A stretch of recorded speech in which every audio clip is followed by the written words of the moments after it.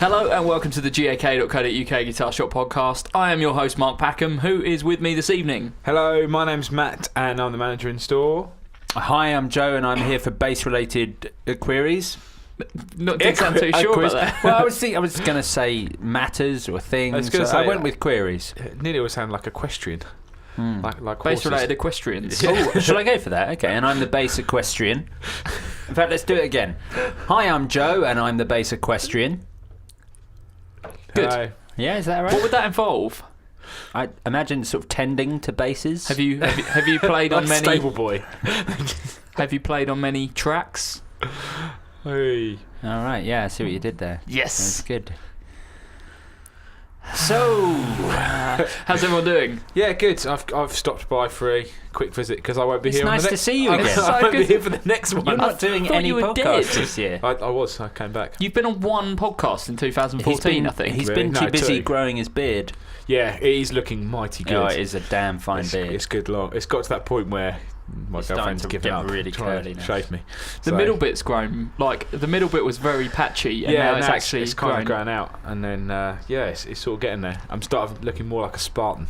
Just need to get the body to follow. I want you to get that Scott Ian vibe. Just shave the sides and just have the column coming straight out the chin. If any of the listeners stop by our shop at all, you'll notice that we are getting more and more members of staff are going for this sort of the 300 look at the moment. Yeah. That's the sort of trend across Brighton at the moment. Oh, probably across the UK. It's I just think there's more beards per capita than.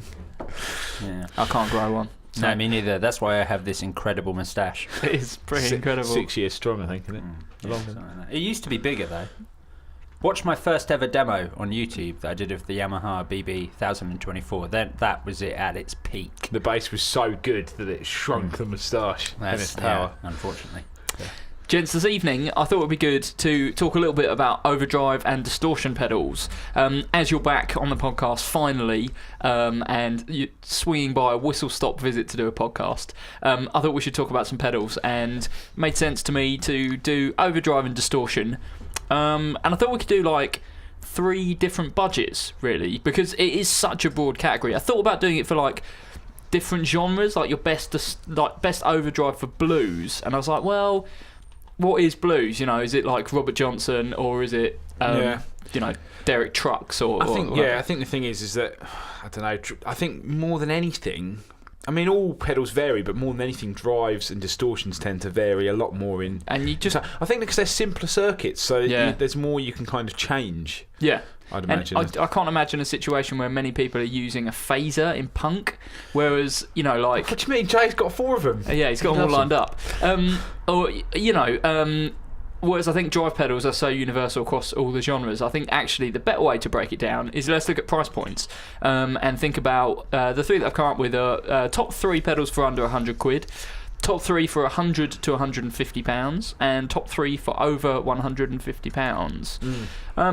Let's do these in reverse order for each category. So, top 3 for under £100. The first one I picked out was the Moore Green Mile. Yeah.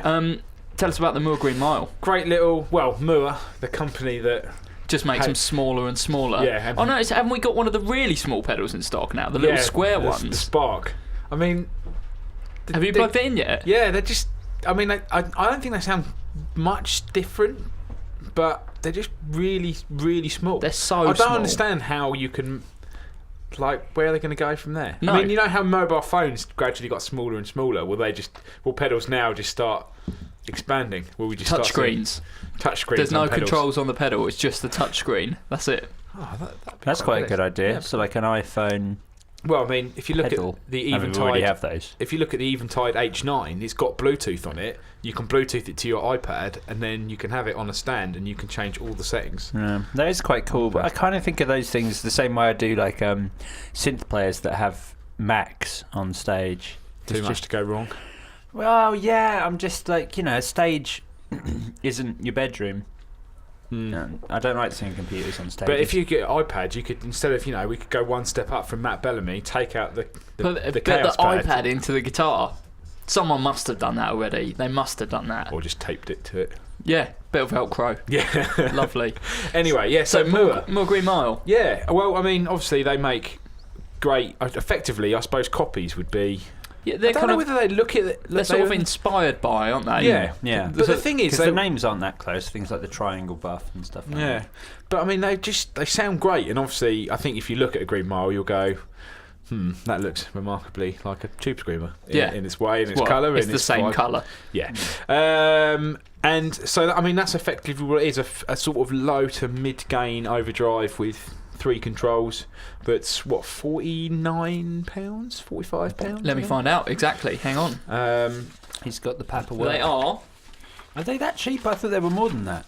I thought they were like 60 quid. No. That's the thing. The drive pedals are like deadly cheap. Oh, really? For some reason I haven't got the paperwork. But they're I think they're 49 quid. They're definitely under £100. I actually used the Green Mile on my bass at a band practice when I needed. How did that work out? Actually really good. I was really surprised because the Tube Screamer isn't amazing on bass. Like they have a bass specific Tube Screamer, which is great. But yeah, the Green Mile really worked with it. I didn't lose any low end at all. I found it a very, very usable micro pedal. Well, I mean, for me, I've got like a massive pedal board with loads of pedals on, but I've got one of those little Diego commuters, and I found that I can still have loads of pedals, just loads of mini small pedals. ones, and the thing is, they sound good, so they make a really good alternative to a drive pedal. Or if you're like, I really need a drive pedal or a certain type of drive, like a lighter drive, just to drive my amp a bit harder, but you don't want to spend loads of money right now, they're a good option. So recommended for those people looking for a kind of Tube Screamer, working on a budget, but also the all-important real estate. Yeah. Keeping a small footprint on your board. It's like a tiny house. It's like one of the little houses in Monopoly. So when you have to have 4 little houses to buy a big house? Yeah, it's like they're like one of them. That's such a weird analogy. That's how I look at it. My pedal board is Monopoly. Right, I see. It's currently Mayfair. It's the best. Can people rent it out for a day? No. Because it'll get ruined. Oh, you're it's so precious over those pedals. I know. You love it. I did see a pedal board picture online where someone keeps a paintbrush with it so they can dust it after every use. Oh, that's when you ridiculous. say a picture online, do you mean with your eyes in your house? I was in the mirror with a paintbrush. Let's talk about number 2. Our number 2 pedal for under £100. The Electromonics Soul Food. Yeah, are we doing this in price order or are we just doing No, we're doing it in just 3 to 1, isn't it? Yeah, 3 to 1. The Soul Food's brand new. I mean, that's new. Amazing that it's kind of hitting, that it's just come out and it's already straight in on I'm putting it out there, gear of the year. Yeah, I'm going to say that. Yes, well, we've got a halfway point gear of the year as well, haven't we? A 6-month gear of the year. It'll definitely be in that one. Basically, we haven't been able to really keep them in stock because they've sold so quickly. Nope. I managed to get one, and I'd say it's probably one of the best things I've ever bought. I managed to look at one in the warehouse. Oh my God. So it looked amazing. Let's talk about the Soul Food. So we talked about it a little bit last week when you weren't here, but you're obviously the man to deliver the proper info. Based loosely on the Klon Centaur. Yeah.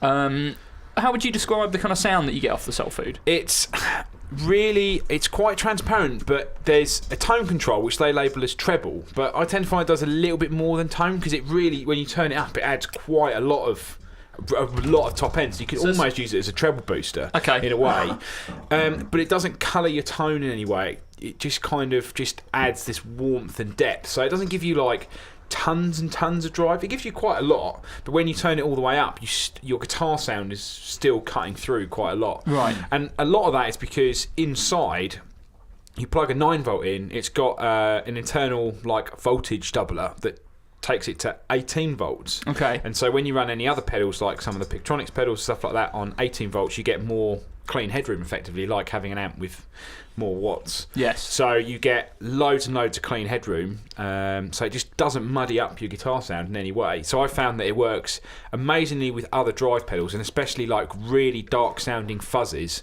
It just kind of gives everything a little bit more top end.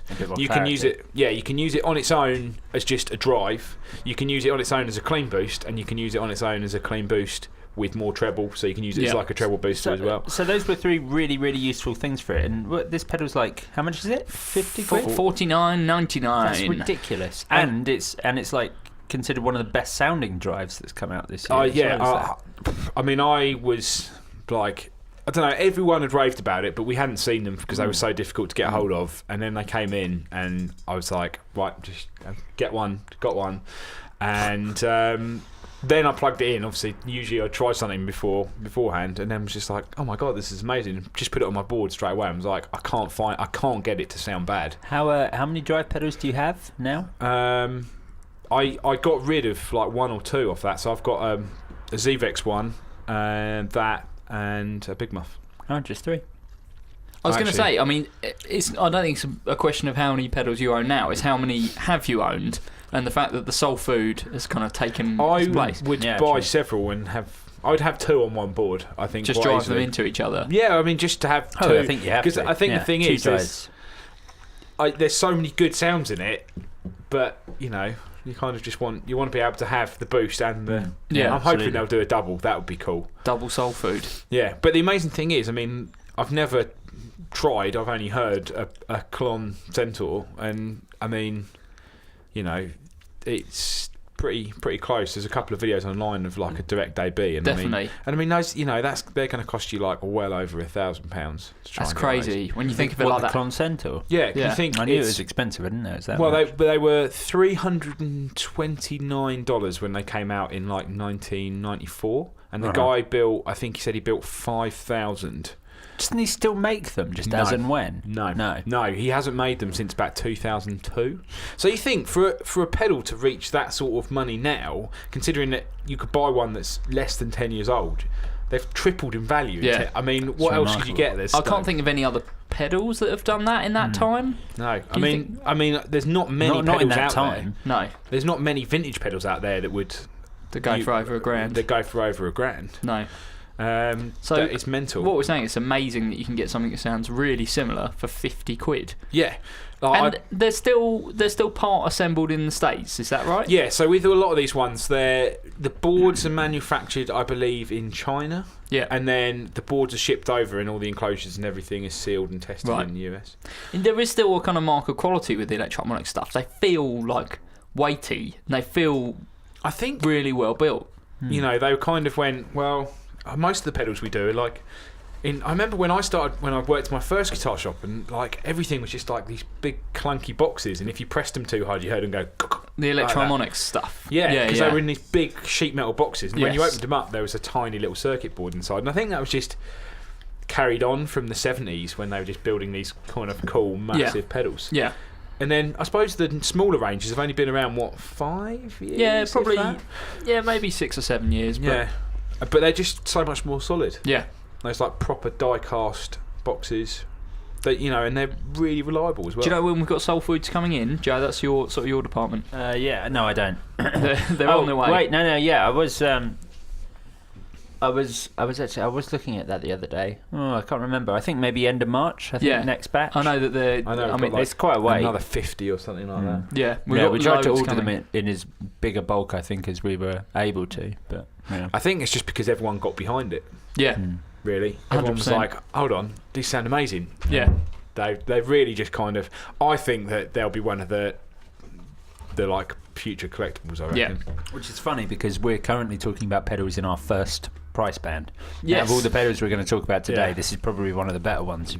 Yeah, I think so. Yeah, like we're saying, definitely potential Gear of the Year contender. I think you could find. I think you could have your favourite. You could have a drive pedal. And you go, yeah, I found my perfect drive pedal, and then still have that on your board, and it would just make everything sound better. Yeah. Let's talk about number one. Now, the reason that I picked this for number one is because I think it's a bit more versatile than the Soul Food. Yeah. And the construction's very good, and the overall sounds are very good. And the little extras that you get on it. Exactly. It's a few more features. Number one on our list is the TC Electronic Mojo Mojo Overdrive. And to think, only 6 months ago, they would have been in Category 2, because they were 119, I think, for a while. They dropped down to £90. Yeah, I think so, yeah. Which is amazing. Yeah, incredible, really. So talk a little bit about what the Mojo Mojo can do. So a lot more flexibility in terms of overall drive. So you can go from quite clean to pretty heavy, but you've got like a tone stack on there as well, so you've got treble and bass, which is always really nice to have EQ, especially if you're using it on bass. I don't actually think I've tried it on bass. I haven't tried a Mojo Mojo actually, but I'd imagine you know, because you've got that tone control on there, like I said, on the Soul Food you've got the treble control on that. You know, it's quite nice to have that, because it just I always thought, you know, having that tone control is nice, but some tone control's just a bit too harsh. Yes. So I think having a separate treble and bass just means you can cut through a little bit more and still fill out the bottom end. Well, it's also possible to get more of a kind of modern scoop tone if you've just got one tone control. Yeah. Like it never seems to have enough bottom end. Doesn't put enough bottom end back in when you turn it to the right. And I think the nice thing about having the treble and bass stack on there is the fact that you can use it in conjunction with the drive on your amp quite nicely. That's the thing about the Soul Food, is you use it drive with your amp, and it kind of just gives everything a little bit more clarity. It doesn't give you loads more gain, and that kind of gives you a lot more gain without making everything sounding like horribly muddy or anything like that. And it's tone print enabled, right? Those ones, no, but there is USB on them, but I don't think there's anything they've done. No, you've got the voice option on those as well. Oh, that's right. Sorry, what's the voice option? So you've got two different, I suppose in a way, like maybe like a preset EQ, like a mid. Oh, okay. Kind of gives you like two different flavours. Is that a switch inside the box? No, it's actually just on the front. Oh, really? Oh, sweet. Yeah. So I mean, that's the thing. I think for me, I would say if you were going to go for like an 808, and maybe you're thinking, the Mooer's a bit diddy, and I want something with a little bit more control on it, I think the Mojo Mojo would be a better option. It's erring much more towards the Tube Screamer than something like the Soul Food, which is a bit of out on its own, really. Yeah, it's a kind of a beast all unto itself. Should we move on to the next price band? Yes. Category 2. Do you want to read the price in that voice? The top 3 for £100 to £150. I love that. You're the best. Thanks. Well done, Joe. Yeah. So, number 3, a company that we talked about a lot in the past, a pedal that we've talked about a bit in the past. I don't think we've ever really talked about why we like it, though. Number 3 is the Pigtronics Fat Drive. Wicked Great pedal. Absolutely wicked pedal. It works just as well on bass, and then they brought out a bass version. It was really weird. Like, it was almost unnecessary. It was like a really good selling bass drive as well as I'm assuming that they just changed some of the EQ tonally. Yeah, exactly. I haven't actually tried the bass one out. I assume it's better. The normal Fat Drive seems to be fine. Yeah, exactly. For those who don't know, do you want to talk a little bit about who Pigtronics are? Yeah. So I think didn't you get to meet the fella at NAMM? I did. I finally got to meet him. He's Dave Coulthie. Yeah. I always see his videos. He's always like, I love pedals, and apparently the man's a genius. Yeah. Like a mathematical genius. Well, sorry, was his surname Coulthie? Yes, Koltai. Oh, right. Coulthie. I was thinking like COOL -TIE. Coulthie. Yeah. So. Yeah, I did get to meet him at NAMM. He's sort of like really enthusiastic. I think we met him on day 3, so maybe he'd been tempered a little bit. Yeah. But he was ploughing on. You can see him demoing the Echoplex 2 on our YouTube channel. But seemed like a really nice guy. And again, you said, like maths genius. Yeah. He designs all the delays to have that golden ratio setting, which I don't understand in any way. Yeah. But it's like a maths. It's some sort of math algorithm that gives you perfectly tap tempo delays or something that adjusts. I don't know. Some sort of weird thing. Whoa. Have we just come up against your trump on pedals? Yeah. Maths. Maths. Yeah. Don't talk to me about maths. But yeah, the guy, I think. Well, I remember when we had Pigtronics the first time round, about 8 years ago, and he only had one pedal, the EP1 phaser, looked like a grey kidney bean. Yeah, it was really weird. It was plastic housing, wasn't it? Yeah, and like an envelope. Well, I mean they do the EP2, but yeah, an envelope-controlled phaser with 2 separate sections.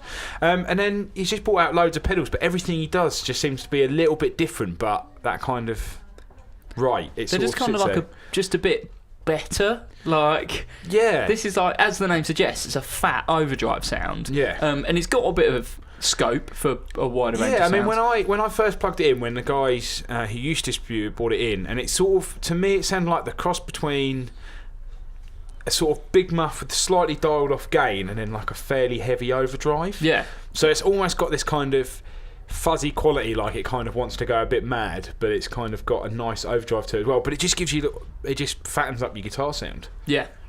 So you can kind of just have it on almost all the time. As you mentioned earlier as well, it's between 9 and 18 volt, giving you a different range of sound. And it comes with an 18 volt supply. So with an 18 volt supply, you just get tons more headroom. Yes. 9 volt will give you kind of sort of grungier.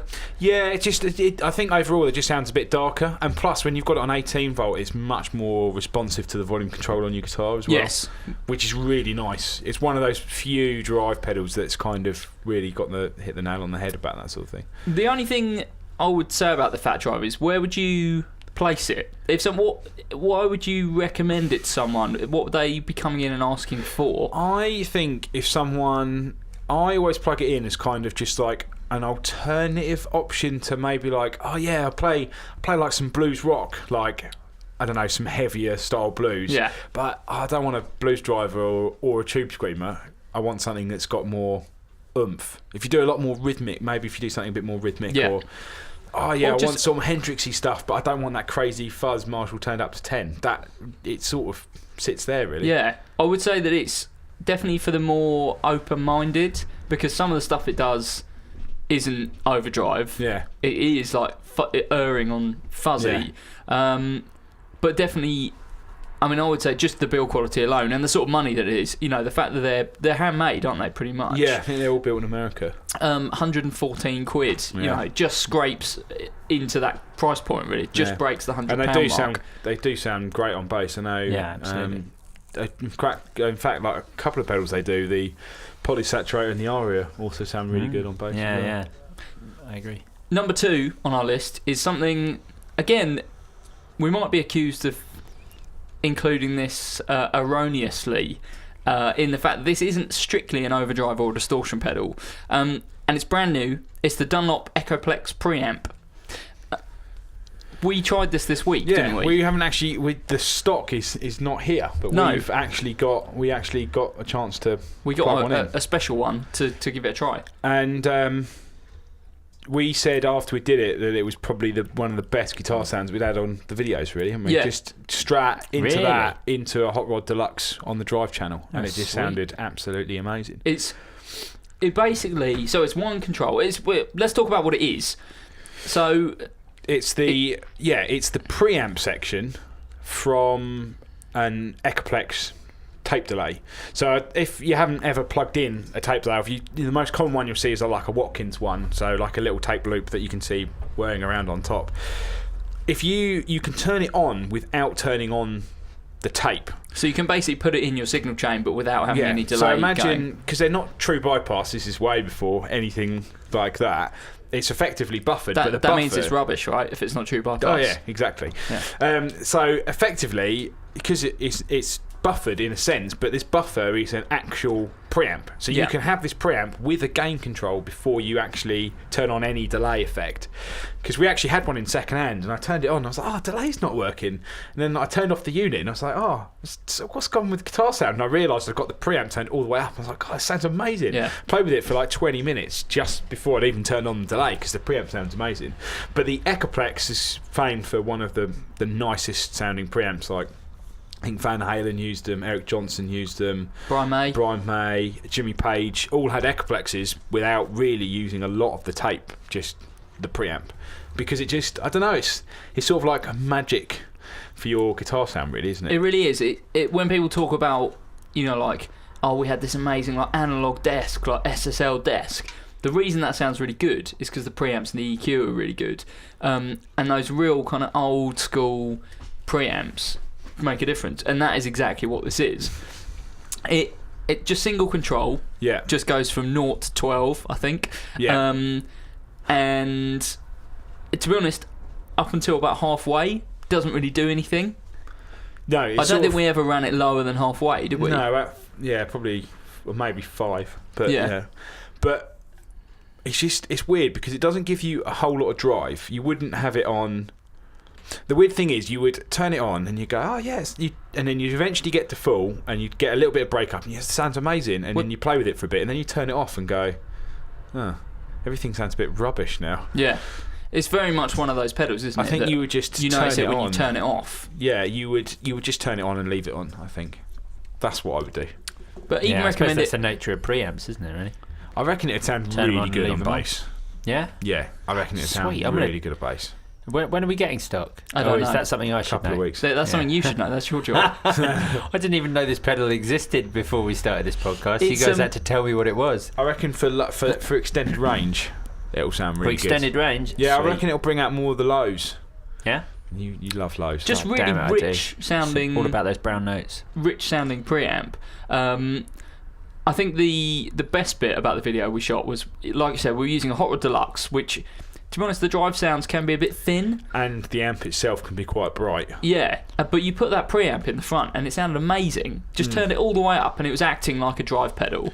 Do you think? What does the unit itself look like then? Is it It's just a single single single MXR size pedal, right? or Dunlop size pedal, Right. on off, with a LED and like a chicken head knob. So you just have volume that on control. full and that's it. I Yeah. would personally, if it was me, I would just run that full all the time, and then switch my clean channel on or off on my amp, Yeah. because it made the clean sound much more open and richer, and then when you put the drive channel on, it just pushed it a little bit harder than it probably would naturally go, and again just brought out loads of bottom end and thickened everything up. Yeah. Sweet.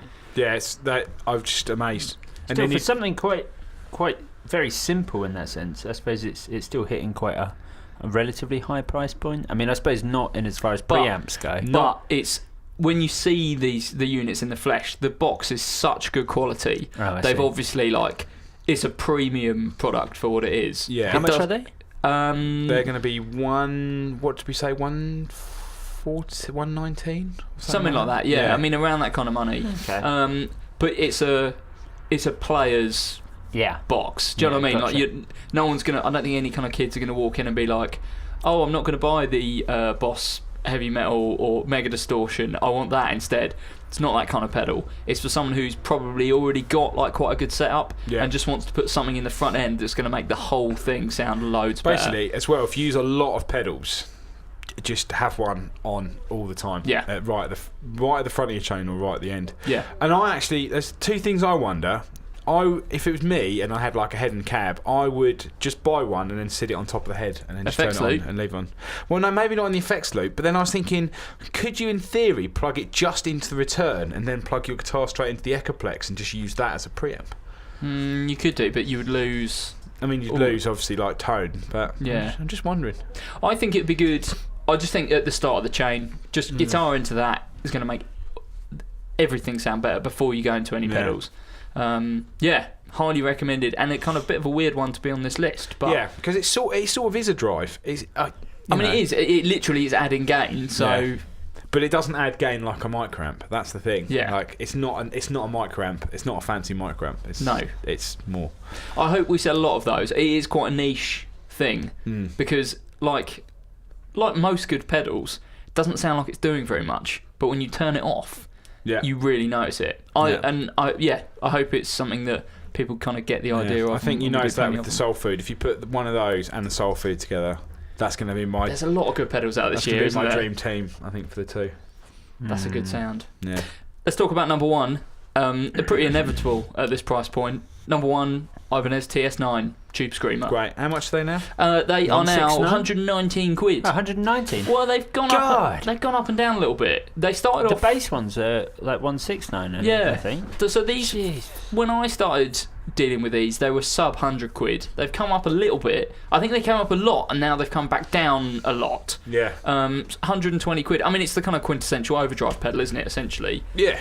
I mean, very mid-heavy, works well as a standalone drive, but works where this one fits in, because we haven't really kind of covered that as if you play with a lot of gain already. Yeah. Because so many people go, I play with loads of gain, but I want more gain. And it's like, well, so I'll plug a Big Muff in, or I'll plug an MT2 in, and it doesn't work. No. I had a bit of a bizarre conversation about TS9s actually today. We put up a video today of Sam Bell from Mask of Judas playing one of the new Ibanez 8 strings. one of the Iron Label guitars that we filmed when we were at Ibanez the other week, and he was saying that the way that he like perfects his 8-string tone, because I think he's quite a known player for extended range stuff. Right. He's like, I never ever turn off my tube screamer. He's like, I have it on all the time. It tightens up the bottom end, tightens up the whole sound, and where that kind of low string can just be like flappy and like a little bit like characterless.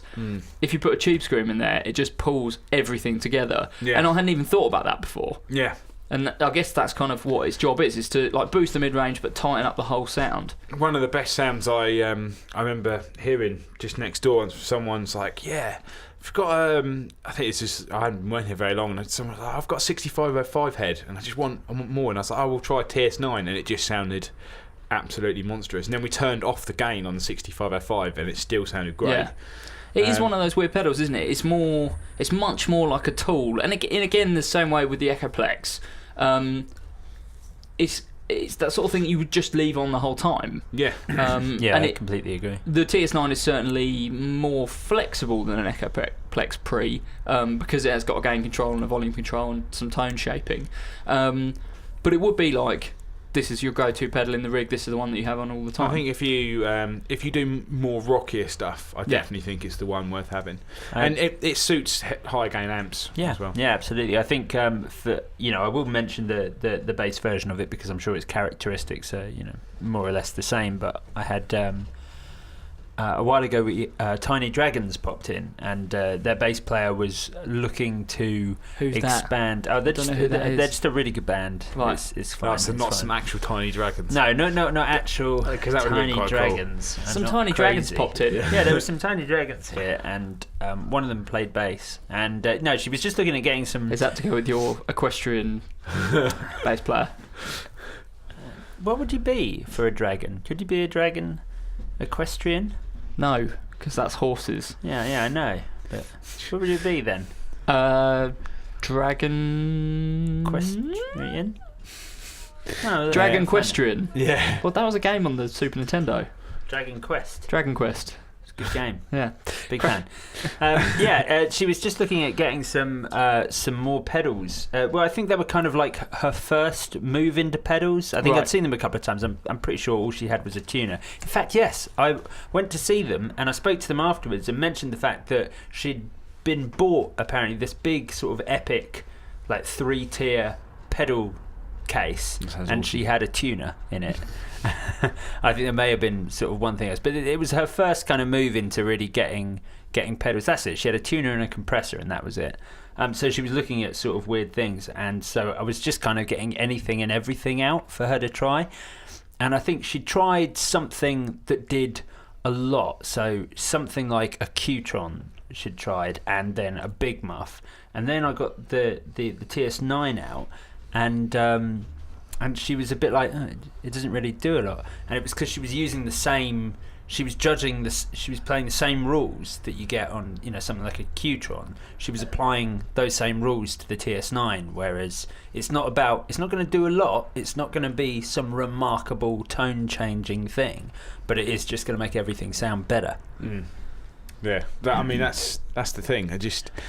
I think with almost everything on this list, I think what wins it for those sort of pedals is that you don't want to turn them off. Yeah, they add something, or in some cases they don't add anything tonally. Do you know what I mean? They there's a lot of pedals out there that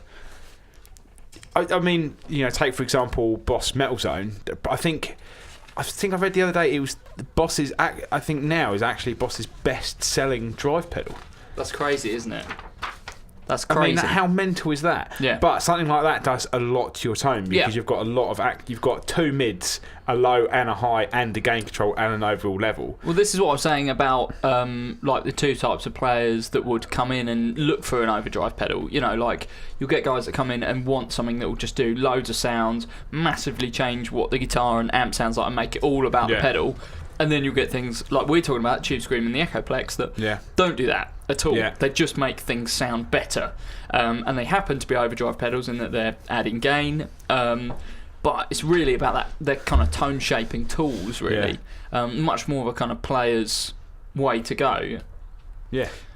Should we do some slightly more expensive pedals? Yeah, the fun ones. The fun ones. So this last price bracket... The top 3 for over £150. That's what I was about to say. This first pedal, I know very little about, and I was kind of putting the top 3 idea around the office, and a couple of guys said this, and I wanted to get your thoughts on it. Really, I don't know much about this pedal, but like I said, a couple of people today were really, really raving about it, so I've stuck it in the top 3 just to see your thoughts. Really, when you say a couple of people, do you mean Luke Taft? I do. Luke, who's on the podcast over now. Number 3 on our top 3 for over £150. The Hughes & Kettner Tube Man. I like the name. I like the box. Very big, very shiny. Tell me about the Tube Man. You forget that Hughes & Kettner make pedals. I know. They make one of the best rotary pedals and one of the best delay pedals as well. What's the delay pedal? I know. The Replex. Oh, yeah. The huge one. You know, it's like, I think it's like a foot long or something like that. And it runs on like some 90 volt supply or something ridiculous. But it's and the rotary pedal, which is like really expensive, and it's got 2 controls on it, but amazing. But yeah, really good, because it's, what is it, a 3-channel drive? Yeah. I think on those, but it's got I think the main thing is, compared to anything, unlike anything else in this, it's got Redbox built into it. So for those who don't know, Redbox is this speaker simulator. Yes, the direct output recording. Speaker simulator that they feature on the Tube Meisters. Yeah. So you can go straight into a PA, straight into a recording desk. I think someone didn't Tim have one that he just had on his desk all the time. Yeah. So someone I know who does a lot of recording just uses one of these for all of his amp sounds. He just has the head. I don't think it's plugged into a cab. Can you do that? No, you can do that. Yeah. So you set it for no load, and then just uses that for recording out. So is the Tube Man voiced kind of like the Tube Meister stuff? Or no, they actually came out before the Tube Meisters, but I'd imagine that's where they got their general idea. Because let me have a look. They are it's 3 channels. So it's like a 3-channel amplifier with all your volumes home gates. I think maybe more than a drive, you're kind of looking at more of that amp style. Yeah. Overdrive, so more like an amp would react with a drive pedal. Something like a Tube Screamer is specifically a circuit specifically designed to distort, where the drive on an amp is almost because you're driving the preamp. Yeah. And because these are valve driven as well, so you've got 3 foot switches, 3 band EQ, and the 3rd channel has got a lot more gain. So you've got you've effectively got almost like a clean, crunchy rhythm, a slightly more driven rhythm, and then like a high gain lead tail as well. And worth mentioning that the box is phenomenal.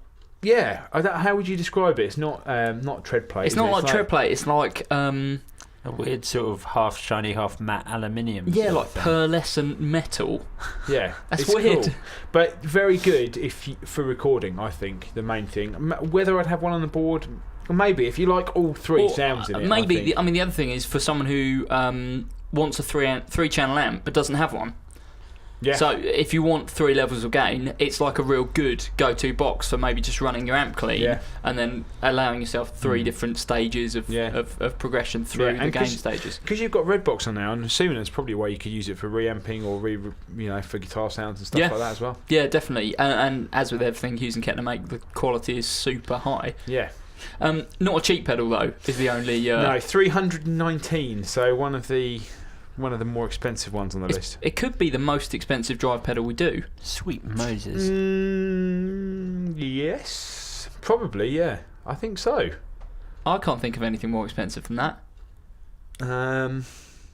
No, because I was going to say the new TS808, the 2-channel one, but I don't think they're going to be that expensive. Hand-painted Zvex? No, the hand-painted fuzz switches are £289. Wow, there we go.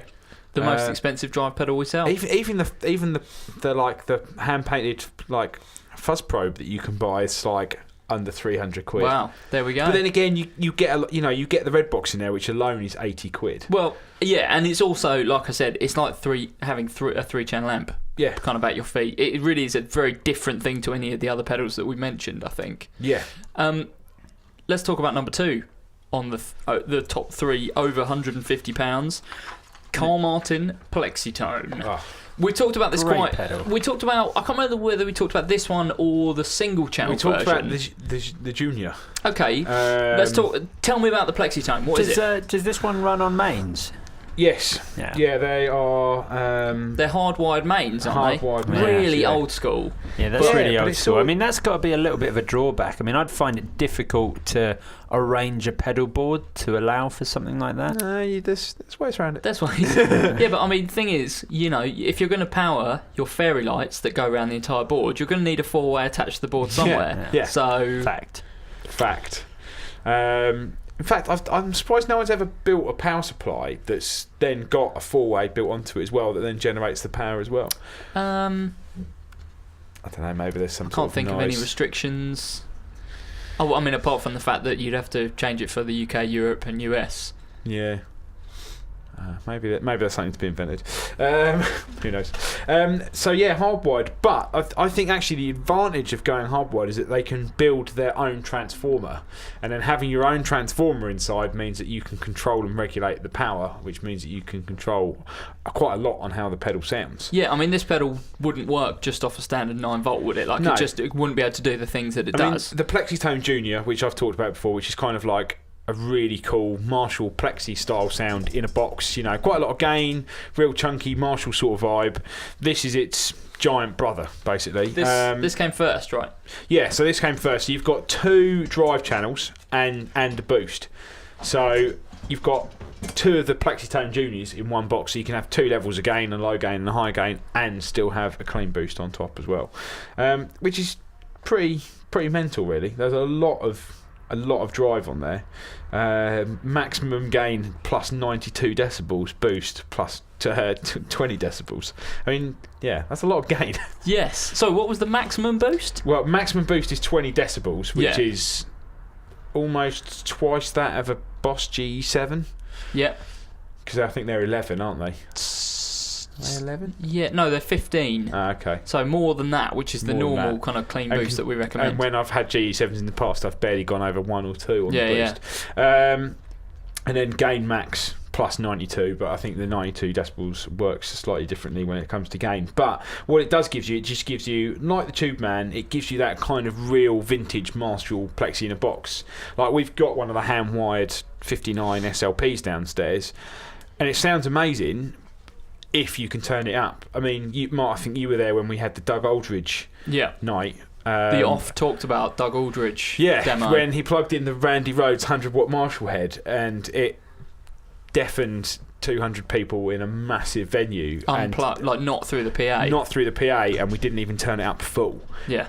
Like, yeah, Plexis are amazing. Yeah, Jimi Hendrix used a Plexi, and it sounded amazing, but he was also deaf by the time he died. I mean, this is the thing. You just, and also, he was playing at like Woodstock to however many people were there. 500,000 people. Yeah. It's not quite the same as playing, a local bar or pub. So you need to find a way to create those tones at a much lower volume. Yeah, I think that's the thing. 100-watt amps came about. I think a lot of it people say started from the Who. I think when they went to Jim Marshall and said, "I want 100-watt amps because we need louder amps. We want to be louder and louder." But I don't think things weren't as efficient then as they are now. Yeah. Speaker efficiency plays a big role in how loud something is. You can have 100-watt amp, but if you run it into some less efficient speakers, some 100-watt speakers rather than speakers that are like 400 watts, it's going to affect how it sounds. But people just physically don't have the capability to buy those sort of things and turn them up. And using an attenuator is never the same thing. I think that's why the whole attenuator thing sort of died out. Kind of faded off. Yeah. There's still some amps with that built in, but really this is the way forward, isn't it? Yeah, I mean, get a manageable amp and then use something in the front end to recreate that kind of tone. Yeah, and I think that's the thing. Like I said, because they use their own power supply, it allows them to create enough headroom without it sounding muddy. Yeah. You retain a lot of the clarity of the guitar. Something about it being hardwired as well just makes it feel like a much more substantial bit of gear. Like, it feels proper. You get this out the box and you think, like, this is a different thing. Yeah. They're very premium, aren't they, Carl Martin? Very well put together. Yeah, 100%. Sometimes I just wish they looked a bit nicer. That's the yeah, only thing for me. we've talked about this in the past. I quite like how functional they look. We have spoken about this. Well, black with the purple sort of text. I kind of, but that's what they're for. They're like a professional pedal. They're not trying to sell you. I mean, it is ridiculous that, we're talking about Zvex costing more to have hand-painted images on the front. What difference does hand-painting a pedal? You're the only one who's going to see it. Yeah, well, it's not a guitar. Time. That's the difference. Yeah. But yeah, again, I think that adds to the feel of the Carl Martin stuff. Is it does feel like professional. Yeah. I mean, all their like the hot drive and boost and stuff like that you can still get in the. I'm amazed. In a way, I'm amazed they still make it because of how different it is compared to. Yeah. I mean, what other pedal out there is hardwired? They've not gone after that market, have they, at all? I mean, apart from the little Plexitone Junior. Yeah. But these, their main range, they've gone, no, we're staying in this kind of very uniform look. We're not going to try and sell you these through like funky graphics or the fact that, that you can plug them in 9 volt to your supply. These are just really good pedals. They need to be hardwired for how we make them. And it kind of shows in the final product. And they do, worth mentioning, they do the AC tone as well. So like Vox AC, in a box. Yeah. Sweet. 2-channel Vox in a box with a boost, basically. Which are, just as good. Shall we talk about our number one premium distortion pedal? Yeah. Number one. Oh, you've ruined it now because you didn't do that for all of them. Oh, right, sorry. Do it again. Number one. Brilliant. I went for, and this is kind of under your guidance, Matt, the Zvex Box of Rock distortion pedal. Yeah. Part of the Vexter series. Price wise, £152, so only just in this category. They do. But you pointed it out. Yeah, well, they do a hand-wired one, a hand-painted one, and a Vexter one. Yep. So if you're unsure of the difference, if you've seen the DX pedals and you're like, they look exactly the same. The Vexter ones are screen printed, assembled in China, then rebuilt in America using exactly the same components. Yeah. The American ones are all wired in America and then hand painted by one person. That's crazy. Couldn't you pay for his son or something to paint them? No, as well? we found a pedal brand online where you could pay an extra $5 and their son. No, painted the it pedals. wasn't extra. I remember this company. They were all hand painted things. Yeah. That they did. And if you wanted to save yourself 15 that quid, was it. Yeah, that rather was it. than them painting it, their kid would paint it. And the example, their kid must have been like 3, and so it was just like he'd maybe managed to draw a face on the front and sort of a couple of eyes. I'm so into that. Yeah. That's so good. But the Zvex stuff is painted to a slightly higher quality. Yeah, and it said on the Vexter stuff it's screen printed. Yeah, so it's screen printed. Now the reason I picked this is I have I suppose the top tier version of this they do one that's 2 in a box. So they do one called the Double Rock, which has got 2 in one box, and then 2 of the boost circuit. So it's kind of got 4 of their pedals in one, but you can only have 2 on at either time.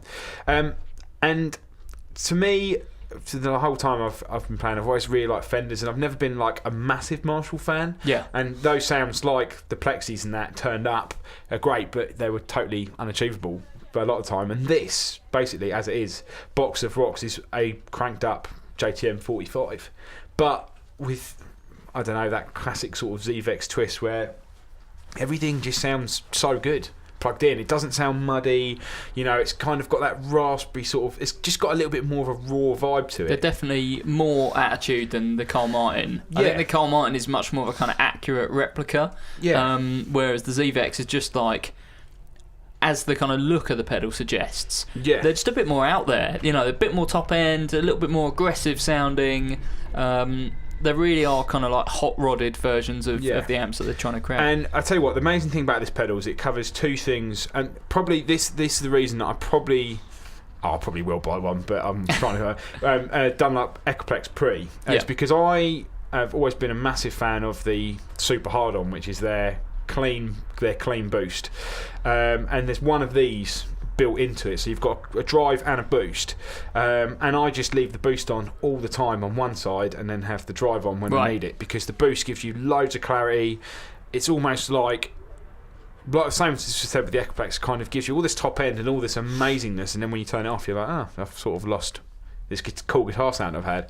And then you've just got loads of really nice, like really rich drive, just like an amp. Does it go up into sort of fuzz territory, or is it not? I think if you turn it up enough, and I think if you used it with a bit more of a driven amp, you would. I mean, I've certainly, when I've used it in conjunction with other drive pedals, you almost get this kind of conflicting sort of, almost like you've plugged a big fuzz pedal or a big drive pedal into a cranked up Marshall, which is kind of what you'd get if you had a big Marshall head and you plugged an overdrive pedal into it. They start to kind of glitch out a little bit, I suppose, and go a bit fight weird against each other. Yeah, which is cool. But I mean, for me, it does super clean. It does drive. It works with drive on your amp. Yeah, it's one of my favourite. That basically at the moment I'm using that and a soul food, and it just sort of it covers absolutely everything. It's for 152 quid. I mean, yes, the hand painted ones are amazing, and I should push the hand painted ones more because they're cool, but. You know, I've had some hand painted pedals and they don't sound any different. No, same components. Yeah. There we go. So that was our rundown of guitar overdrive and distortion pedals, but it wouldn't now be. You're going to plonk me on the It end. wouldn't be the GAK podcast without Joe Branton having to stick his oar in.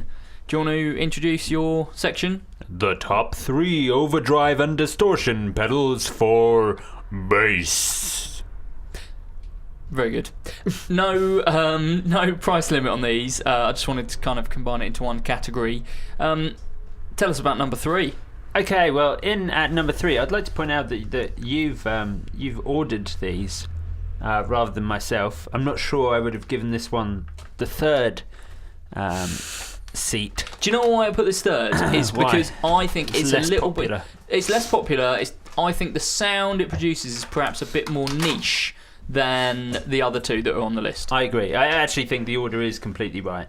Maybe I'd flip round 1 and 2, but certainly this in comparison, just due to popularity and I suppose the how much these pedals shape overdrive sounds for bass players. Yes, this is the right order. In at 3 we have the EBS Billy Sheehan signature overdrive pedal. I was going to do the rap horn then. Oh, you should have. You weren't prepared. You're stuffing your face with Cornish pasty. Yeah.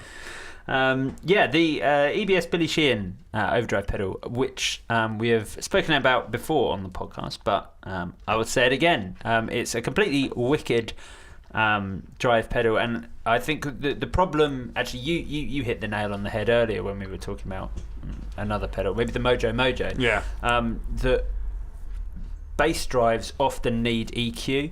Yeah. And without EQ, you can kind of lose a lot of that signal. Everything gets a little bit compressed, and that sort of low end doesn't come through as much. And certainly when you're in a mix with a full drum kit and a guitar or two, a lot of drives can, you know, almost. I think that's the thing. Yeah, you know, whilst they muddy your signal and you know make it less direct, you also disappear in the mix a little bit too much. And it's why I think, you know, guitarists can pick up more or less any drive pedal on the market and make it work in some way. I think bass players have to really be specific about the instrument they're using, the amp they're going through, and what drive pedal is right for that. I just think a lot of the time you lose bottom end, and but a lot of the time it's simply that. It's like you kick that drive circuit in, the bottom end goes. Yeah, exactly.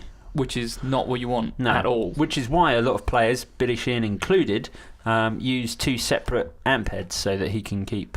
Well, he actually doesn't. Some players, I've tried it before, keeping one amp just for your clean signal and then having another amp as your affected signal, so you always have that clean bass running alongside. Billy Sheehan doesn't. He uses 2 amps because he has one to do with his bass frequencies and one to do with his mids and I think that's where, just to kind of pop it in there, what we were talking about before, I think that's why the orange OB1K will be so good, is the fact that you can almost blend in. You can blend that in. Drive circuit. I haven't got to try one yet, and I know you have. I am really looking forward to those. I hitting think the shelf. They're going to be great. I wish they were less money, not because they're worth less money, but because I can't afford it. Yeah. but yeah. So the interest-free finance. Yeah, that's the way we do. Buy now, pay later. We do. Lots more buy now, pay later now. Lots more. So I'll. So you can have it now, Joe. Pay for it later.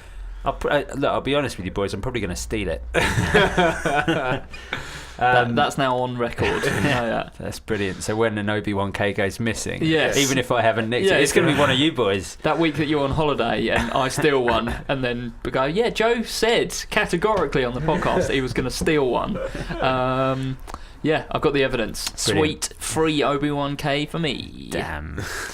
So anyway, the EBS Billy Sheehan, what makes it brilliant is that Billy Sheehan's thought about players that are kind of are thinking about tone in the same way that he is, but don't necessarily have 2 amps to run things through, which I thought was a great idea. So first of all, he's put an EQ on there, so you have control of your bass and treble, which is great. That's brilliant. But what makes it even better is there is an effects loop within the pedal. Right. So how does that work, Matt? Is it? Has it got 1 or 2 jacks? You just got 1. 2. It's got 2. 2. Okay. Yeah, in and out. Yeah, it's a proper loop. Some of them you just get 1. He was explaining that and it went almost slightly over my head. He has 2. He stopped using the Pigtronics. No, surely not. Philosopher's Tone. My to favourite your whole compressor. rig. I know. He started using the MXR bass compressor, which is annoying because I always didn't like the MXR bass compressor. I thought it was a bit but now you've got to get highbrow. one. But now you I've kind have of to got buy to get one. But anyway, so he uses 2 of those. He wants one at the end of his chain, and he wants one in the effects loop of his drive pedal. So it will only work when the drive pedal is active. Yeah, so it only runs into that circuit. So it's like, you get some delay pedals that have got an effects loop on, like a Strowman, for example. The effect in that loop will only affect the wet signal of the. Absolutely. Yeah. So it means he can add more compression to the drive. But that's not the only thing you could do. You could throw anything in that effects loop. And well, I mean, it's some of the radial ones have it, and they recommend putting a delay in there. But I mean, I've started using compression a lot more, and it's great with drive. If you use it more subtly, and I think that's the nice thing, is that you can have a great drive pedal and you can make it better with compression, and then the fact that you can just kick it in rather than having to hit 2 separate pedals, just leave it on all the time because it won't affect your signal while the drive pedal's off. Yeah, absolutely. But yeah, so it's just it's a pedal that's really well thought through because it's designed by a bass player who is very much obsessed with tone. And it just offers a little more options. It's been thought about, so just having that EQ on board I think is very, very important, and something that an awful lot of bass drive pedals lack. They kind of, most of them adopt the same method, the same sort of controls that you get on a guitar drive, and in a lot of cases it just doesn't work when you're actually in a band situation. Let's do number 2 on the list. Number two is a bit like when you guys included the what was it called? The Echoplex. Yeah. This isn't strictly a drive pedal, but you can use it as one, as the as SansAmp themselves suggest. It's the SansAmp VT. Now, I've specifically chosen the VT. They do a VT DI now as well, introduced for this year, which is brilliant. So now you can have the VT pedal for kind of all your direct recordings as well, which is brilliant. But the VT or the VT DI are SansAmp's, as I suppose the VT suggests, SansAmp's version of an SVT in a box.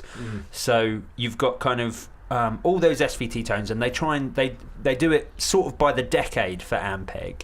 So you've got a character rotary control that as you turn it up, you're going up the years in what Ampeg made. A little time machine control. Yeah, exactly. So if you've got it at if you've got it at 9 o'clock, you're kind of in flat top. You're in the 90s. Is that how it works? 9 o'clock, the 90s. 10 o'clock. The 10sies. Is that not how it works? You said flat top, so I assumed like, Oh, you seemed like sort of Vanilla Ice sort of thing. Yeah. Yeah, the 90s. The 90s. Of course, that must be what it is. Evidently. No, so you can get like those 60s. I said flat top, didn't I, instead of flip top? Yeah, that's why. That's why you confused us. Brilliant. Okay, so you can get those sort of flip top 60s Ampeg rigs, kind of around 9 o'clock. As you're going up to 12, you're getting more on for the that kind of 70s SVT, the sort of blue fronted SVTs, and then as you're moving kind of more round Everything's getting a bit more high gain, a lot toppier, and sort of you're onto that more SVT, bit more classic. scooped as you go Yeah, around. that's right. Yeah, so really usable, and you've got you can use the character in conjunction with the drive control, so you could shut that down completely and use this very much as a preamp to emulate any of your favourite sort of SVT rigs, and then run the game off your amp, or you can use that, you can blend that drive in and sort of boost the signal. It also has a blend control on there, so you can pick. I mean, to be honest, when I use them, I have the blend control at full, because the Sans amps are incredible quality preamps, and they sound better than any head that I'm going to be running it through. Maybe I'd use less or not at all if I was using a big all-valve head, but if you're using something more reliable, and as a lot of bass players are, I think crucially the difference between bass players and guitarists here is that you boys can part with 600 quid and walk away with an all-valve head that's all singing and dancing. We've got to put in 1,500 quid to get the same thing. So most bass players will buy something valve preamp or solid state that don't have 1,500 quid to throw at an amp. And so pedals like this make getting all those awesome sounds a reality. So this and kind of Sans Amp market it as saying, you can just have it on all the time, use it as a preamp, or use it as a stomp box, boost that drive. And the drive on it's incredible, because of course it is a really authentic Ampeg SVT style drive. Do they do a 3-channel one now as well? They do a 3-channel, as well, so you could get 3 stages of that. They crucially they do this in their standard range of bass DI as well, which is their black sort of simple yellow writing boxes, which are great. And those, to be honest, sound pretty Ampeg-y as well. And they were, before they released the VT, I mean, in a lot of recording studios, they would have just the simple DI and be like, well, this is your Ampeg. Pretty much every recording I've ever done with bass has been 2 channels recorded, one with like an SVT Classic or a Valve SVT head, the other channel Sans Amp, and the blend of those 2 together sounds amazing. Sans Amp has got a bit more bite and a bit more clarity. An actual SVT head is a bit richer sounding. The blend of those 2 I just think is the best recorded bass sound. The last recording I did, I had exactly the same thing, 2 channels. I had one going into the simple Sans Amp bass DI. I had the other one going into an SVT1. Oh yeah. I mean, this is that's as good as SVT get. They don't even have a gain control. They just have volume and then a tone. 3-tone control. So I just had to have it up really loud to get it as driven as I need it. And even with an SVT1, we ended up using 90% of it was the Sans Amp bass DI, and I was so happy about using this incredible vintage head. And it didn't cut it in comparison to how good the SVT bass DI is, and the VTs are. So a very well deserved number 2 spot for a pedal that does a little bit more. That, as the Guitar Boys have said, for quite a few of the drive pedals, you can just leave on all the time and it will make everything sound better, and it really will. Or you can use it as a stomp box, just maxed out, and it will be just a really rich, awesome drive. Let's do number 1. Which brings us to number 1. Number 1 is substantially cheaper. I should point out that Sans Amp VT and the EBS Billy Sheehan are relatively premium price. Certainly the VT pedals, the VT DI is hitting the shelf at like $229, which is, I mean, that's pretty pricey for a stomp box. It's very different from what's at number 1 though. Is we're talking about a recording solution. That's true. Yes, there are a lot of options. Whereas this is just an old school pedal. This is the ultimate drive pedal you can get for bass. It is just it is everything you need, and it's the reason that everyone has one on their board who is a bass player. It is, of course, the Electro Harmonix Bass Big Muff Pi. Pi. Do they still include the pi in the name? Well, it's on mine. I don't know. There's a big pi on it. There's a big pi symbol. I don't really know what. I don't know the story behind the pi. No, actually. Maybe we can talk about that. Maybe we'll do an Electro Harmonix special at some point. You mean another time? Yeah, no. Right, When let's talk about it now. Okay. When I say we don't know about it, what I mean is we might actually sit and do some research, unlike most weeks. I do the research. Jay Cross doesn't do the research. That's true. He's a clueless tit, apparently. That is a fact. Solid and unequivocal. So, tell us about the HX Bass Big Muff. Well, it's brilliant. Actually, despite everything that I've said, this one does fall into quite kind of simple overdrive controls. So you've simply got a level, which you have on full. You've got a tone control, just like a passive sort of bass to sort of treble. So I have mine more or less bang in the middle, a little favouring treble, just so you get a bit more high gain out of it.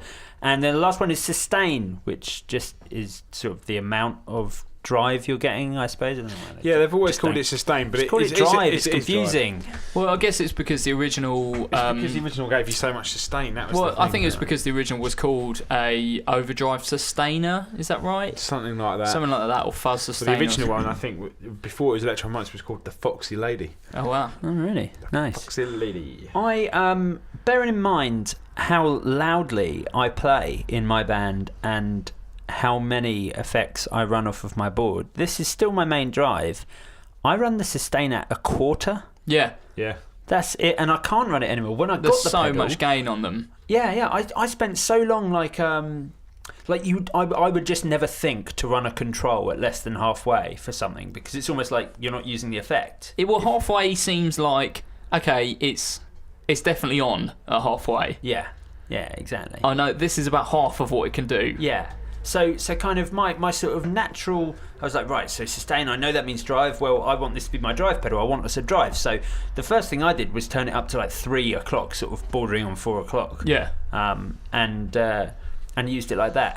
And to be honest, I maybe got away with it in a couple of rehearsals, and then came to use it at the first show, and I'm trying to do like stabs and things, and it's just like, boom, woo! Yeah, like that. Really loud. Yeah.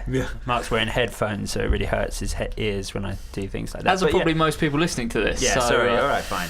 But yes, so it's it was just like it fed back as soon as I wasn't playing with the sustain that far around. That's how it's just a gain monster. Yeah, exactly. So yes, from that lesson I learnt to turn the controls back a little bit, and now it's a very, very usable drive. But it just sounds great. You don't disappear in the mix. You don't lose any low end. And the funny thing was that the normal big muffs sounded great, and then finally they went, here's a bass version. Well, they do. You lose a little bit of low end on the bass big muffs. A lot of people ended up putting them in chains together with something else, like an EQ pedal, to put the bass back in. Back when I know that. Oh no! It doesn't matter. Jay's not here. I don't like this band, I will point out, but I will reference them. Are you about to drop the M-bomb? Chris Wolfenwatsit from the utterly awful band that is Muse uses a guitar big muff, or used. I'm sure he uses lots of things, probably mostly Macs and things like that, as I doubt he has any real effects in his chain. Anyway, he had a guitar big muff. So bitter. So bad. He had just a guitar big muff and an EQ pedal with just all the bass maxed out, and he had those on an isolated chain, so he EQ'd one, EQ'd both. Okay. Right. But worth mentioning, so we used to sell a lot of just regular big muffs, and the common complaint was, I'll lose a bit at the bottom end. So, but what they've done, instead of just revoicing it for the bass big muff, they've given you 3 tone options. So you've got the regular. I forgot about that. You've got the regular big muff mode. So it sounds, and I think it's pretty much like the same circuit essentially. Yeah. There's also an enhanced bass boost mode even, which is like that. They've changed where the EQ's set, and there's just more bass in. I think the best mode on the pedal is the dry mode. Do you like that? I suppose punk rock, it's good for you with the plectrum and a P-bass. All it is essentially is the original mode, but with a higher blend of your dry signal. Yeah. So you're keeping all that character of your actual bass tone and all the bottom end and the things that help you cut through the mix, but with a healthy dose of big muff. And I just think that's a revelation. That totally has changed up, and you can't do that on the regular big muff. No, I have to admit, I never think about that being what the dry is for. I'm going to try it again like that, because I just leave it bang in the middle. But yeah, that's great. They are just wicked pedals, and considering they're £50. Well, I mean, that was the other thing. What are they going out at the moment? £49. They've come down. Like, it's so rare that they were £65, I think, when they came out. Why would you buy anything else? If any bass player needs a drive pedal, it's just the absolute go-to. Yeah. But it will stay on your board as well. It's like the soul food. Like, price is not a problem here. We're not. there's nothing better that you can upgrade to. This is just a drive pedal that will sound great no matter whether you're playing in a pub or whether you're playing to thousands of people. Yep. Yeah. And deserves to be our number one pedal for bass. Absolutely. Should we do some staff picks, gents? And then staff picks. Are you going to do that for everything now? I don't know. Maybe if you put some like reverb on those. No, I'm not going to. I'm going to leave it perfectly dry as it is. Dry mode. Matt, what you been playing this week? What should people check out? Well, as our love of Boss pedals has increased somewhat over the last year, I suppose. I've revisited a classic, an absolute classic, and that's the Boss DD3. Do they still make it? They still make it. I think if you remember when Jamie was talking about it, the DD3 is pretty much just the DD2, but only very, very different. There wasn't the DD1, was there? No. The DD2 is the first digital delay. DD2 is the first digital delay. Yep. And the DD3 came out 5-6 years, like 1984, I think, the DD3 still was. Going. Still going, still the same, and still amazing. What's rekindled this love for the DD3? Do you know what? I saw our favourite man, Paul Gilbert, playing with the DD3, and I tell you what, the reason I've fallen back in love with it, and Joe will like it for this reason, it's amazing for glitchy noises and stuff like that. Yes. Because you can turn the feedback all the way up, and the repeats go on forever, but it doesn't oscillate. Wait, that's weird. It doesn't go into a weird self-oscillation. But then what happens to the things that you play? So basically, if you played one chord, one note, just went bum, it would just go bum, bum, bum, bum, bum, bum forever, but it will never oscillate. As soon as you start playing other notes on top, they all kind of meld together, and then it starts to go a bit funny. But if you just play one note, so what I saw, and everyone's going to try and check this out now, because when I saw it, Paul Gilbert was like, what I can do is I can play like I can turn the pedal off. So you've got a hold mode on there, so it's like a looper, but like a half-second looper. Okay. Right, so you put it onto the hold mode, turn feedback all the way up, delay all the way up, level all the way up, plays like a really fast lick, and then just as you finish, hit the delay pedal on, and it's sort of pre-recorded the last 1 second of your playing, and then just plays it back like a loop. Then you can then turn the delay all the way down, and it's the same thing but just pitched much lower, so you can change the pitch of the loop, and then it's really weird. And then you can basically, like with the hold mode, if you turn the delay time all the way up, so you play something and then hit it, it will just catch the last milliseconds you're playing, and then you can kind of switch all the times, and it will start like doing some weird computer noises and stuff like that. How much do these think the shelves are? They're 109, and for a long time I was always like, look, just buy a DD7, they do loads more. But actually, the delay sound on a DD3 is really good, because it's almost like a weird analog pedal.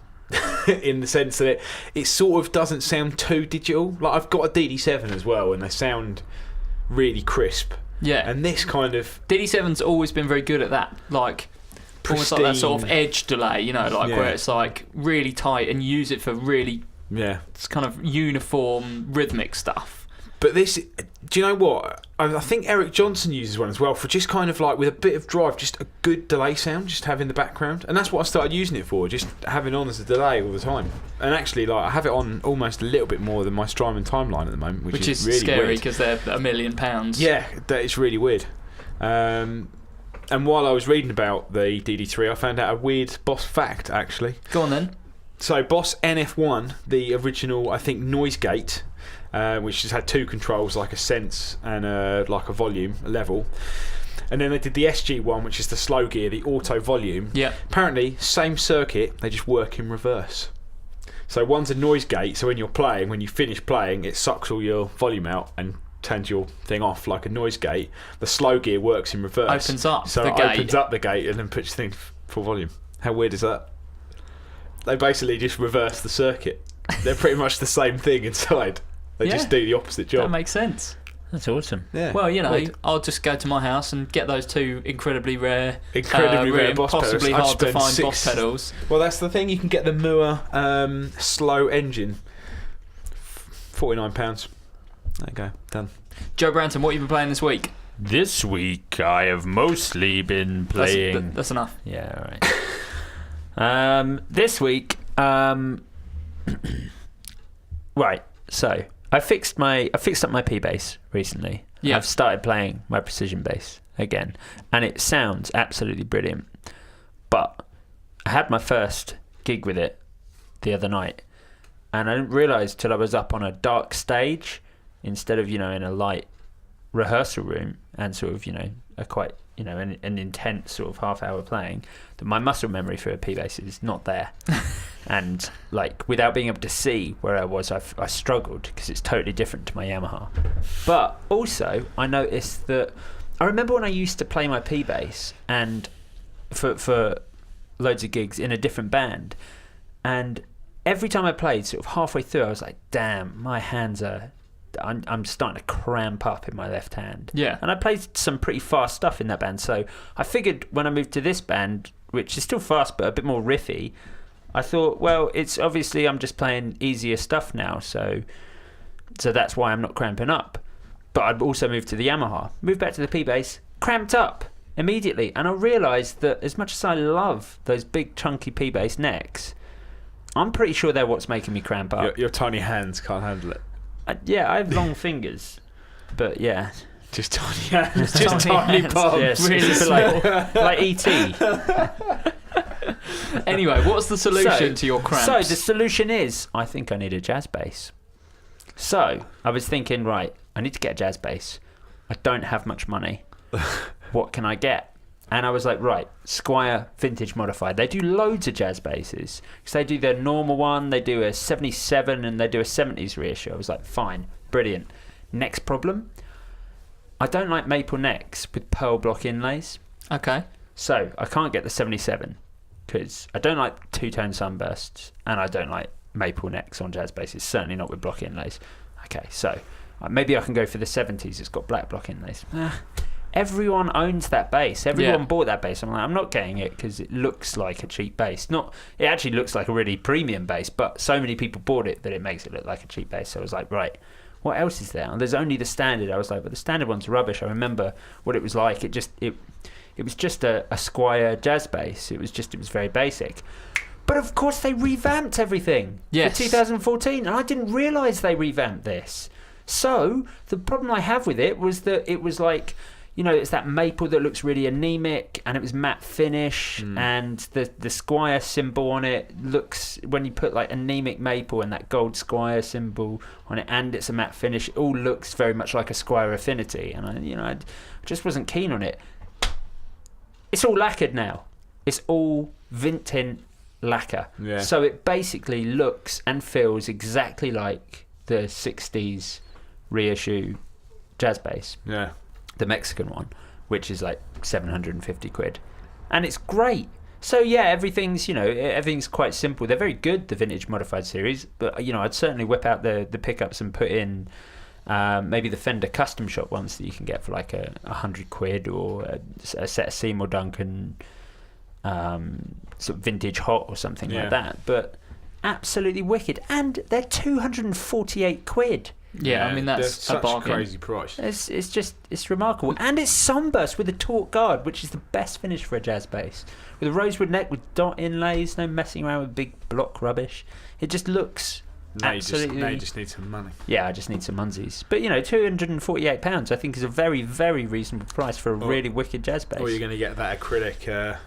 Oh, yeah.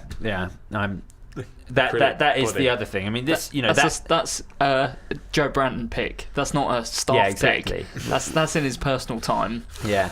Well, it's on Twitter if anyone wants to have a look. But I'm trying to purchase myself an acrylic P bass body at the moment. I think the less said about that, the better. I don't know what you're talking about. It's going to be brilliant. I'm probably going to put a jazz bass neck on it. Yeah, I mean, that works. Yeah. That solves all your problems. Yeah, exactly. You can have that, that thin neck you're after and look like a complete and utter tool as you just enhances what you already are. There's nothing tool-like about acrylic. Acrylic is awesome. I think it's best we leave this here. No, but think about it. It means when you pick an outfit to wear for a gig, people can see all of that outfit. So if you wear no trousers... Well, you probably wouldn't wear no trousers unless you were playing in sort of a Reading 2000 version of Queens of the Stone Age. or you were playing an acrylic bass and you really wanted to show off. That's true. But I don't think it would show it off because it would all be like pressed up against the bass. It's definitely time for us to move away from this. We've only got one question this week, chaps. Comes in from Richard on Twitter, who asks, and this is going to be very subjective. He asks, who has produced the most influential guitarists, Britain or America? So, Mark, have you thought of some contenders for this? I haven't really. I just thought I'd throw it out to you guys and see who has kind of influenced you, really, and where they come from. Matt? Well, I mean, you're a huge Pink Floyd fan, aren't you? yeah. So I mean, I would say. So look at Custom Shop, and then look at the artists that they have now that are like more legendary. A lot more of them are British, but then I'd say that a lot more in the kind of maybe from the 70s. So we're thinking more American. We're thinking, I guess, if we're talking about British, we're talking about George Harrison, Eric Clapton, Jimmy Page, Gilmour, Hank Marvin, Matt Bellamy. I mean, there's kind of. How dare you? Well, I thought I'd better. But then again, but he's an influential guitarist. He's fine. in terms of like people who play known for like being and then guitar Simon histrionic. Neil. I suppose you've got Simon Neil from Biffy, yeah. Gary Moore, Peter Green. Yeah. I mean, all the best. Keith Richards. Yeah, Keith Richards. That's a long list, isn't it? I mean, for me personally, I would say that the kind of players that I like are from slightly more obscure, primarily punk bands who happen to be American. People like the Descendants and the Ergs have both got incredible guitarists who I think, for me, I really like. But also, like the 60s soul stuff, I'm a huge fan of Steve Cropper. And on the bass side of things, obviously, Duck Dunn. So for me personally, I would say they come from America. But I think, that list that we've just given out there is like... The thing is... I suppose it's difficult, but a lot of people on this list, were part of the kind of the sort of new wave British sort of blues explosion, really, weren't they? So. I think they were kind of around when playing guitar became a iconic thing to do. And I mean, the people leading that were British players, and then I think American players followed on from that. Not to say that. I mean, England was the place to be in the 60s when, I suppose, guitars... Well, Hamburg was the place to be, mate, but, Well, that was kind of slightly earlier. That was earlier. I think, late 60s... Yeah, late 60s. Late definitely. 60s when it kind of... You had... Swing London. Clapton is God when he was playing, 69 and playing the Les Paul and the Beano album and stuff like that. But then I suppose in the 70s... when everything kind of went to stadium rock. Then you got people like the Eagles, Leonard Skinner, that kind of more but then again, country you rock. Had Jimmy Page. I was going to say Jimmy Page. Surely Jimmy Page is the ultimate. I mean, for me, Led Zeppelin are definitely the ultimate, but then that's a proper power. And I guess the Who as well, British. Yeah. You got Pete Townsend. I mean, for me, there is no definitive answer to that question because it is subjective. It's what you like. But Sweden. When it's Sweden. All those death metal bands. Benny and Bjorn. Yeah, they love it.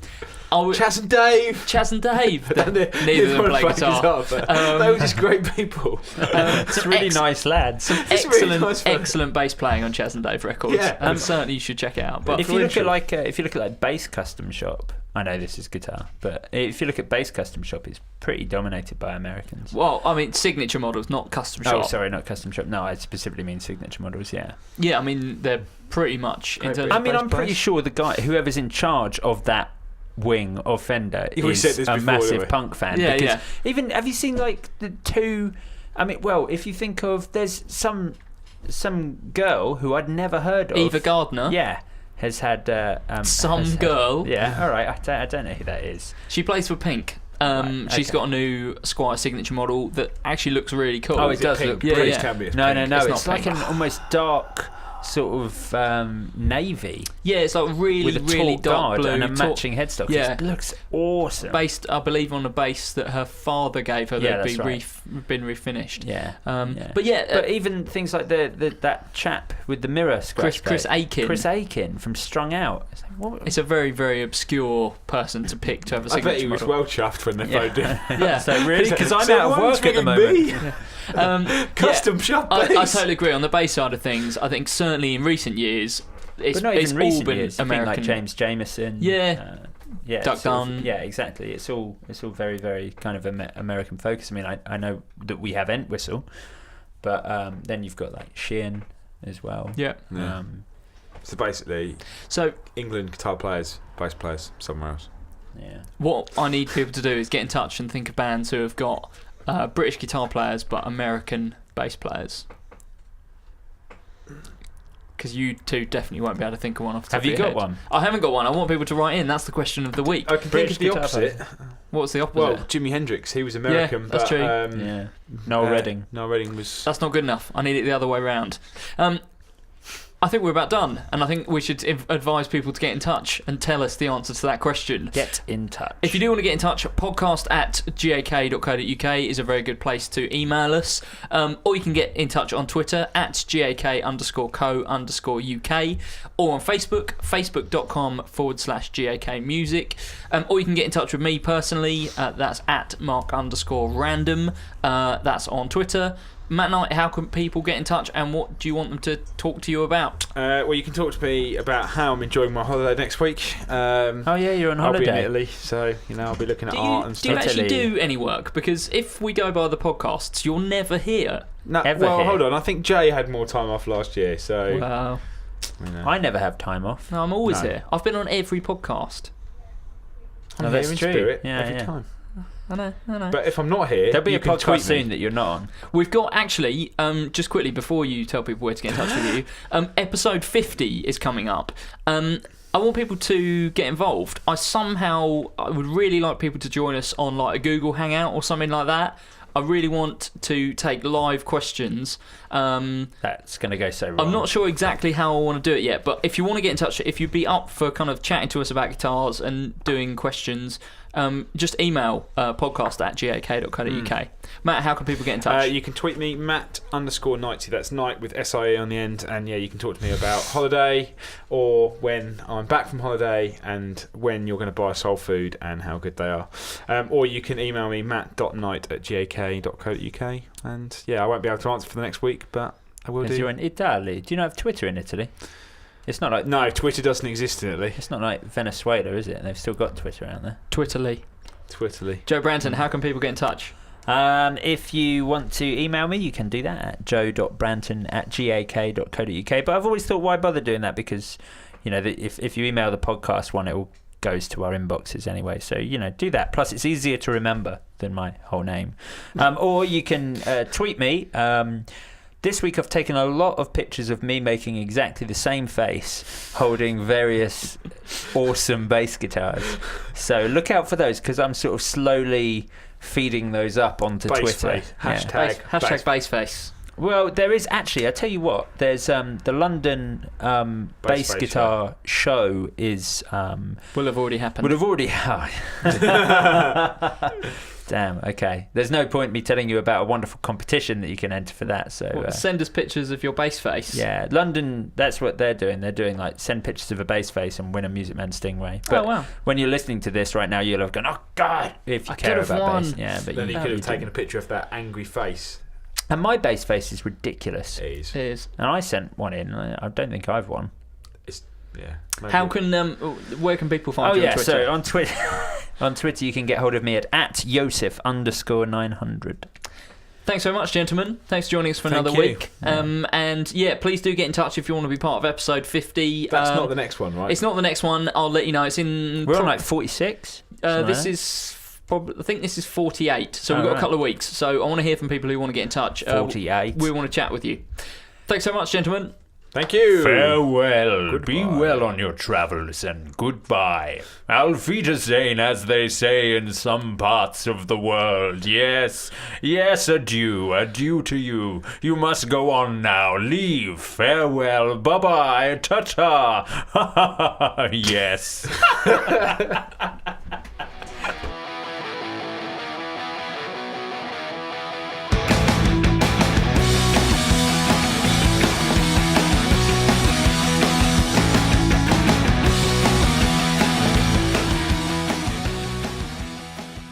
I am thinking of doing some voiceover work. I do several voices. I can do a quite good Ian McKellen. And a fantastic voiceover for movies. 1 man, 3 voices.